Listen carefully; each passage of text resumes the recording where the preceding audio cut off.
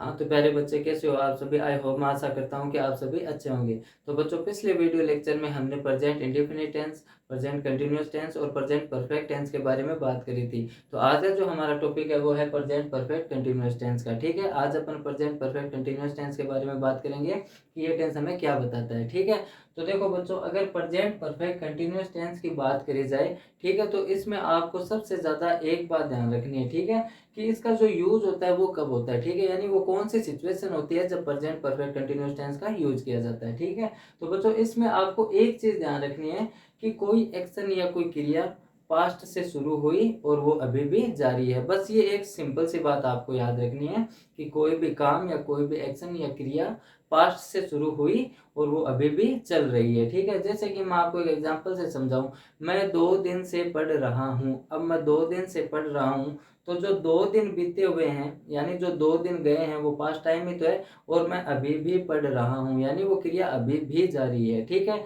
या फिर ऐसे मान लो कि वह सुबह से मतलब कमरे में सफाई कर रही है, ये एक एग्जांपल आया। तो सुबह से कर रही है और अब तक कर रही है, तो जो सुबह का टाइम है वो बीत गया टाइम है यानी बीता हुआ समय है। ठीक है ना, कि सुबह से मतलब वो काम कर रही है, कमरे में सफाई कर रही है, लेकिन अब तक कर रही है ना। ठीक है ना, तो ये चीज मतलब पास्ट में शुरू हुई और वो अभी भी जारी है। ठीक है, प्रेजेंट के अंदर। तो ये ऐसी सिचुएशन आपको अगर आए तो आप समझ जाओ कि वो प्रेजेंट परफेक्ट कंटिन्यूअस टेंस है। ठीक है, दूसरी बात, अगर पहचान की बात करी जाए तो पहचान की वर्ड क्या है? रहा है, रही है, रहे हैं या रहा हूं, इस टाइप के वर्ड मतलब हमें देखने के लिए मिल जाएंगे, लेकिन इसके साथ हमें क्या दिया हुआ होगा? समय दिया हुआ होगा। ये चीज आपको ध्यान रखनी है। ठीक है, अगर इस टेंस की हेल्पिंग वर्ब की बात करी जाए तो हेल्पिंग वर्ब कौन सी है? हैज बीन और हैव बीन। ठीक है, अब कब हमें हैज बीन का यूज करना है और कब हैव बीन का यूज करना है, तो याद रखो सिंगुलर जो सब्जेक्ट होते हैं जैसे ही, शी, इट या फिर किसी का भी नाम आए तो हेल्पिंग वर्ब क्या आएगी? हैज बीन आएगी। ठीक है, और जो प्लूरल सब्जेक्ट होते हैं जैसे आई, वी, यू, दे, इनके साथ हमें हेल्पिंग वर्ब कौन सी लगानी है? हैव बीन लगानी है। और वर्ब की बात करी जाए तो कंटिन्यूस टेंस जितने भी है, मैंने 6 टेंस आपको टेंस के चार्ट में बताए थे, तो वो 6 टेंस यानी कंटिन्यूस, यानी 3 तो सिर्फ कंटिन्यूस और 3 जो नीचे के लास्ट वाले टेंस बनते हैं, तीनों के प्रेजेंट के, पास्ट के और फ्यूचर के जो परफेक्ट कंटिन्यूस बनते हैं उनमें वर्ब क्या आती है? सेम आती है, यानी कि वर्ब की फर्स्ट फॉर्म में क्या आएगा? आईएनजी आएगा। ठीक है,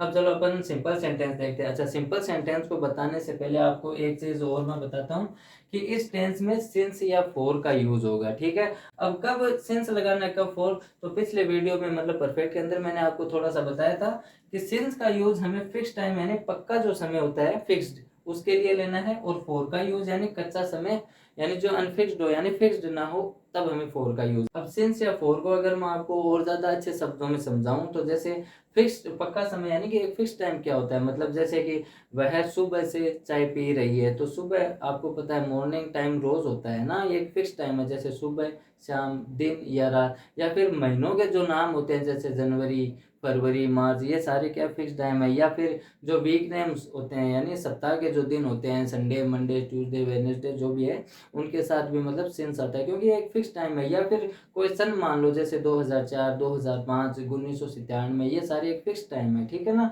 और अगर वीक टाइम की बात करी जाए यानी जब फोर का यूज करते हैं तो अपन कच्चे समय के लिए करते हैं ना। तो कच्चा समय कैसा मतलब किस टाइप का हो सकता है? जैसे कि वह 2 दिन से पढ़ रही है। अब 2 दिन कौन से? हफ्ते में 7 दिन होते हैं, महीने में 30 दिन होते हैं, नहीं पता चलता है कि मतलब ये कौन से वो 2 दिन है। ठीक है, या फिर वह 2 घंटे से पढ़ रही है, कौन से 2 घंटे है ना, तो मतलब वो अनफिक्स्ड टाइम हो जाता है। तो ऐसे करके आपको सिंस या फोर का यूज करना होता है। ठीक है, अब अपन देखते हैं सिंपल सेंटेंस। अब सिंपल सेंटेंस के अगर फॉर्मूले की बात करी जाए तो सबसे पहले सब्जेक्ट आएगा, उसके बाद हेल्पिंग वर्ब हैज या हैव, उसके साथ लगेगा बीन यानी कि हैज बीन और हैव बीन। ठीक है, क्रिया में हमें आईएनजी लगाना है वर्ब की फर्स्ट फॉर्म के साथ। ठीक है, फिर आएगा ऑब्जेक्ट, फिर हमें लगाना है सिंस या फोर, फिर लास्ट में क्या लगाना है? टाइम लगाना है। ठीक है, चलो अपन एग्जांपल से समझते हैं। सबसे पहले हमें सब्जेक्ट चाहिए, वाक्य में सब्जेक्ट कौन है? वह। रही है इसका मतलब लड़की है तो शी। ठीक है, फिर हमें चाहिए हैज या हैव, तो देखो सिंगुलर सब्जेक्ट है शी है ना, तो उसके साथ हैज बीन आएगा। ठीक है, तो हेल्पिंग वर्ब हैज और साथ में क्या लग जाएगा? उसके साथ बीन। ठीक है, फिर V1 में आईएनजी यानी क्रिया चाहिए, इसमें काम क्या हो रहा है? देखो सो रही है यानी सोने की क्रिया हो रही है। ठीक है, तो स्लिप ये फर्स्ट फॉर्म हो गई और उसके साथ क्या लगा देंगे? आईएनजी, तो ये हो जाएगा स्लीपिंग। ठीक है, फिर चाहिए ऑब्जेक्ट। अब सो रही है, कहाँ सो रही है? मतलब ऑब्जेक्ट आया नहीं है। ठीक है, अब अगर आगे बात करी जाए तो सिंस या फॉर, अब इसमें टाइम को देखो, टाइम क्या है, सुबह, ये एक फिक्स्ड टाइम है, ठीक है, तो अपन क्या लगाएंगे, सिंस। फिर हमें टाइम को लगाना, अब टाइम इसमें क्या दे रखा है, सुबह का समय दे रखा है ना, तो सुबह को अपन क्या बोलते हैं, मॉर्निंग, ठीक है। ये लो आपका सिंपल सेंटेंस हो गया। फिर नेगेटिव की बात करी जाए तो नेगेटिव में कुछ नहीं है, 3 नंबर पे नोट आ जाता है और बेन क्या चला जाता है, आगे चला जाता है, ठीक है। जैसे देखो, अगर मैं इस नोट को गायब कर दूं तो सेम फॉर्मूला बन जाता है, सब्जेक्ट हैज या हैव, फिर बीन, V1 में आईएनजी, ऑब्जेक्ट सिंस फॉर और लास्ट में टाइम, तो 3 नंबर पे नोट लगाना होता है, ठीक है। एग्जाम्पल देखो, हम 2 दिन से टीवी नहीं देख रहे हैं ना, तो देखो समय आ रहा है प्लस पहचान आ रही है, रहा है, रही है, ठीक है। तो सबसे पहले सब्जेक्ट चाहिए, वाक्य में सब्जेक्ट कौन है, हम, तो वी, ठीक है। फिर चाहिए हमें हैज या हैव, तो वी देखो क्या है, प्लूरल सब्जेक्ट है ना, बहुवचन करता है, तो अपन को हेल्पिंग वर्ब क्या लगानी है, हैव बीन।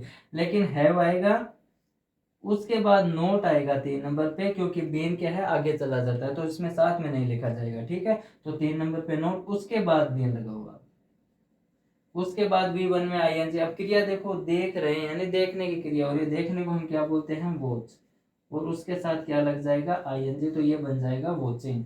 फिर चाहिए हमें ऑब्जेक्ट, अगर क्रिया देखने की हो रही है तो वो क्या देख रहे हैं, टीवी, है ना, तो ये ऑब्जेक्ट हो जाएगा, टीवी।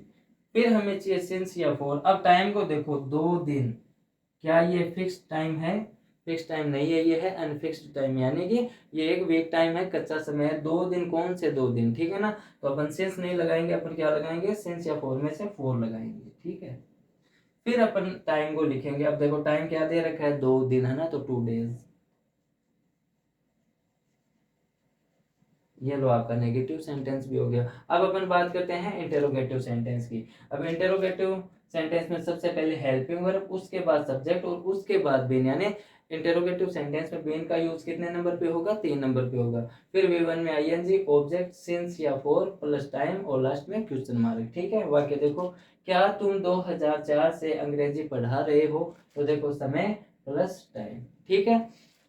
हमें सबसे पहले क्या चाहिए, हैज या हैव चाहिए। वाक्य में सब्जेक्ट देखो कौन है, तुम, प्लूरल सब्जेक्ट है यू, तो हेल्पिंग वर्ब क्या आएगी, हैव, तुम, ये देखो यू प्लूरल सब्जेक्ट है, तो हेल्पिंग वर्ब हैव बीन आएगी, लेकिन साथ में नहीं आएगा, बीन आगे जाएगा, पहले सब्जेक्ट आएगा, तो सब्जेक्ट कौन है इसमें, तुम, तो यू, ठीक है। उसके बाद बीन आएगा, उसके बाद V1 में आईएनजी यानी क्रिया। अब क्रिया इसमें क्या हो रही है, पढ़ा रहे हो, यानी पढ़ाने का काम हो रहा है, पढ़ाने को हम क्या बोलते हैं, टीच, और उसमें क्या लगा दो, आईएनजी, तो ये बन जाएगा टीचिंग। फिर चाहिए ऑब्जेक्ट, अगर क्रिया पढ़ाने की हो रही है तो वो क्या पढ़ा रहा है, अंग्रेजी, तो ये हमारा क्या हो जाएगा, ऑब्जेक्ट ऑफ इंग्लिश, ठीक है। फिर हमें चाहिए सिंस या फॉर। अब टाइम देखो 2004 से, ये एक फिक्स टाइम है, तो सिंस लगेगा, सिंस, फिर आएगा टाइम, और टाइम दे रखा है 2004, और लास्ट में क्या आ जाएगा, क्वेश्चन मार्क, ठीक है। अब अपन बात करते हैं इंटेरोगेटिव नेगेटिव। अब इंटेरोगेटिव से नेगेटिव भी बन जाता है, इसमें बस नहीं आ जाता है, ठीक है। चलो, और देखो 3 नंबर पे नोट का यूज होगा, अगर मैं नोट को गायब कर दूं तो देखो सेम फॉर्मूला बन जाता है, बस 3 नंबर नोट लगाकर इसको नेगेटिव बना दिया गया है, ठीक है। सबसे पहले हेल्पिंग वर्ब चाहिए, तो वाक्य को पहचानो, वाक्य में सब्जेक्ट को पहचानो, सब्जेक्ट इसमें कौन है, वे क्या है, प्लूरल, यानी वे बहुत सारे हैं, प्लूरल सब्जेक्ट है, तो हेल्पिंग वर्ब क्या आएगी, हैव आएगी, ठीक है। उसके बाद सब्जेक्ट आएगा वे, यानी कि दे, ठीक है। उसके बाद 3 नंबर पे नोट आ जाएगा, उसके बाद बीन, उसके बाद V1 में आईएनजी, इन क्रिया देखो आ रहे हैं, यानी आने की क्रिया हो रही है, ठीक है, तो कमिंग, यानी आईएनजी लग जाएगा, तो ये कमिंग बन जाएगा, ठीक है। फिर चाहिए ऑब्जेक्ट, अगर आ रहे हैं तो कहाँ, यहाँ, तो ये हमारा क्या हो जाएगा, ऑब्जेक्ट हो जाएगा, हियर। फिर हमें चाहिए सिंस या फॉर। टाइम देखो 2 दिन, ये एक वीक टाइम है, कौन से 2 दिन नहीं पता चल रहा है, ठीक है ना, तो ये वीक टाइम है, तो 4। फिर टाइम आएगा, तो टाइम 2 दिन का दे रखा है, तो 2 days,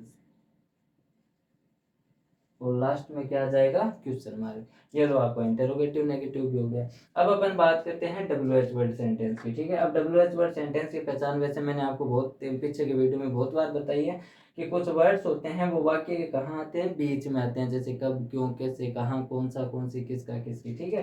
तो इस वाक्य में WH वर्ड कौन है, क्यों। अगर मैं इस WH वर्ड को गायब कर दूं तो देखो इंटेरोगेटिव का मतलब फॉर्मूला बनता है, बस सबसे पहले क्या लग जाता है, WH वर्ड लग जाता है। अब WH वर्ड वाक्य में कौन है, क्यों, तो इसको अपन बाहर निकालेंगे, तो वाई, ठीक है। उसके बाद ये हैज या हैव, अब अपन को सब्जेक्ट की पहचान करनी है, ठीक है, कि सब्जेक्ट सिंगुलर है या प्लूरल। तो सब्जेक्ट देखो इसमें कौन है, वह रहा है, लड़का है, सिंगुलर सब्जेक्ट है, तो हेल्पिंग वर्ब क्या आएगी, हैज। ठीक है। उसके बाद सब्जेक्ट आएगा तो ही, उसके बाद लगेगा बीन, उसके बाद V1 में ING यानी क्रिया। क्रिया देखो क्या हो रही है, लिख रहा है यानी लिखने की क्रिया हो रही है, तो राइट उसमें क्या लग जाएगा, ING, तो ये बन जाएगा राइटिंग यानी लिख रहा है। फिर चाहिए ऑब्जेक्ट, अगर लिखने की क्रिया हो रही है तो वो क्या लिख रहा है, पत्र लिख रहा है, ठीक है ना, तो लेटर। ठीक है। फिर चाहिए सिंस या फॉर। अब टाइम देखो सोमवार से यानी एक फिक्स टाइम है, तो सिंस लगेगा, ठीक है, सिंस। उसके बाद आएगा टाइम तो मंडे, ठीक है, और लास्ट में बचा क्या, क्वेश्चन मार्क। ये लो बच्चों आपका WH वर्ड भी सेंटेंस हो गया, और इस सेंटेंस के साथ आपका प्रेजेंट परफेक्ट कंटिन्यूअस टेंस भी क्लियर होता है। ठीक है, तो बच्चों ज़्यादा घबराने की जरूरत नहीं है, ज़्यादा कंफ्यूज होने की जरूरत नहीं है। ठीक है, बस ध्यान इतना रखना है कि कोई क्रिया पास्ट से शुरू हुई और वो अभी भी चल रही है, बस इसका ये एक यूजेज है, बस वो ध्यान रखना है। ठीक है, और इस ज़्यादा इस टेंस में ऐसा कुछ खास नहीं है। ठीक है, चलो मिलते हैं नेक्स्ट वीडियो में।